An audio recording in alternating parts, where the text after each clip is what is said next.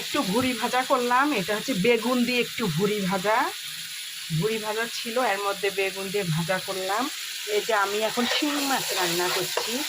এখানে সব ধরনের মশলাই আছে, জিরা, সবই, পেঁয়াজ, রসুন। পেঁয়াজটা ভাজা করে নিয়ে, মরিচটা ভাজা করে নিয়ে ব্লেন্ডার করেছি আমি।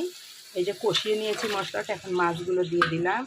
এটা হচ্ছে শিং মাছ, দেখো কত বড় বড় শিং মাছ। শিং মাছের চাকাগুলি কত বড় দেখো, খুবই সুন্দর লোভনীয় চাকা, বড় বড় চাকা শিং মাছের। এই যে শিং মাছের লেজ, এই যে একটা মাথা দেখাই, এই যে শিং মাছের মাথা, দেখছ বন্ধুরা আমি কত সুন্দর রান্না করতে পারি। খুব সুন্দর রান্না হচ্ছে আমার শিং মাছ রান্না। শিং মাছটা গাদু গুদু মোটা, আমার মতোই হেলদি শিশু। শিং মাছগুলো আমার মতোই হেলদি শিশু, দেখো কি সুন্দর।